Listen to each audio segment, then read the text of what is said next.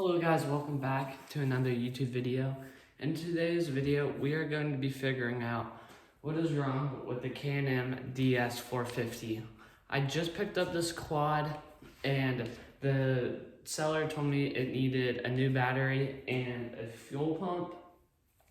So when I got there, it didn't really run very well. He started it, it turned over and it ran for a little bit, but then eventually died.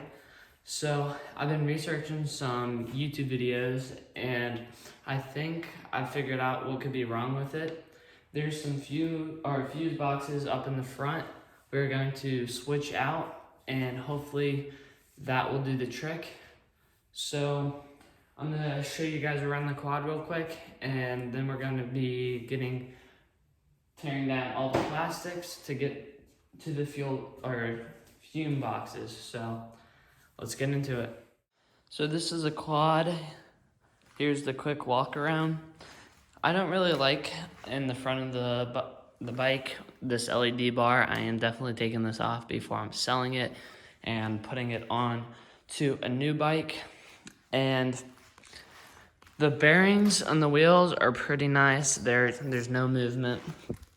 And the plastics are in really good shape. They got some nice scrapes and stuff in them, but that's no problem. You can get those out pretty easily. I got these new grips on it, and here is the new battery I put in it. I just got it off eBay. It was like a $40 battery. The thing I am not a big fan of these stock Can-Am DS's is the humongous exhaust. I think it just looks pretty ugly. But this quad really does need a massive clean. As you can see, it's just all rusted back here and just filled with dirt. It's just coming off. But it is a pretty nice quad. And when I did get it, the guy, I don't know if he topped off the oil or what, but it is overflowing with oil. But everything else, the frame is in really good condition, no cracks or anything.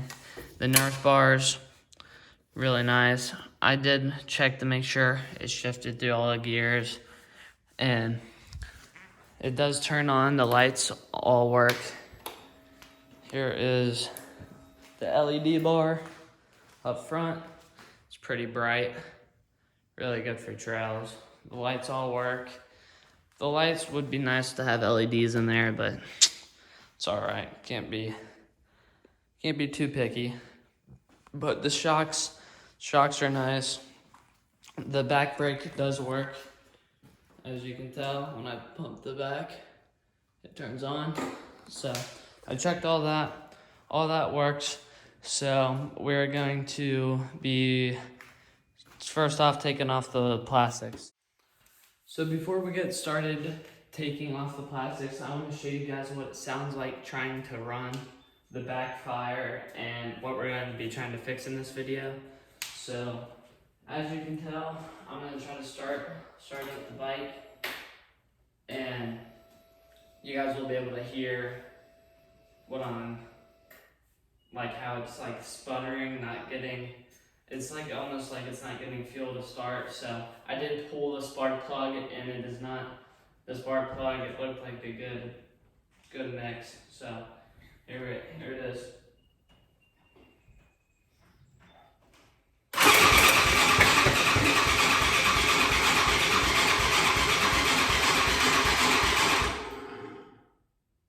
So you guys heard it. We're going to be trying to troubleshoot that, so let's get into the video.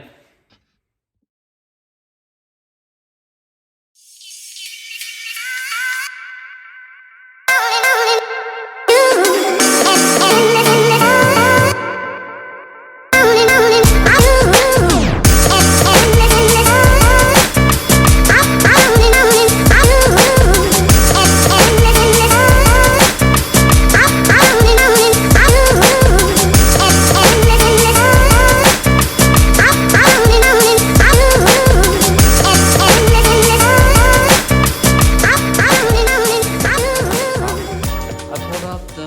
battery and I checked underneath the battery, and as you can tell, there's a whole bunch of just this white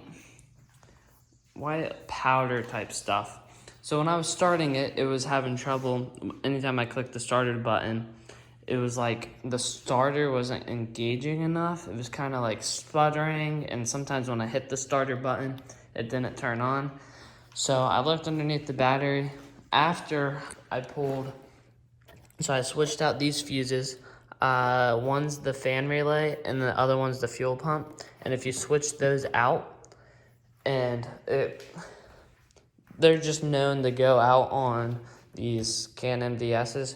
So I switched those out, and that did not seem like it was the problem. So I took out the battery, and underneath of it, the starter solenoid looks just completely like it exploded. Like has battery acid almost all over it. And I think that is the main reason why it's not starting or even trying to attempt to turn over. So I'm gonna order a new part, one of those, and once it comes in, I'm gonna throw that back on in the battery and see if this thing turns over. But that is gonna probably be it for this build or this part. In the next part, I might be changing the oil because the oil is way too overflown. It's just pretty much completely full, and you don't want that. It only takes 2,000 milliliters, and there's probably like 2,500 milliliters in there. But that is going to be it for this part. So thank you guys for watching. This lead bar, I don't know what I'm gonna do with it, and I'm just hoping I can get this thing started. So thank you guys for watching for the part 1 of the Canon DS series. We are just starting to get into this project, and I think it's going to be a really fun project to get into. There's just a couple minor things, just with the solenoid needing replaced, and the battery that I bought. The battery I really like. I got it for $40 on eBay, and once I get it all good and running finally, I'm going to be cleaning it and getting it ready to sell. So thank you guys again for watching, and make sure to like, comment, and subscribe, and I'll see you guys on the next one.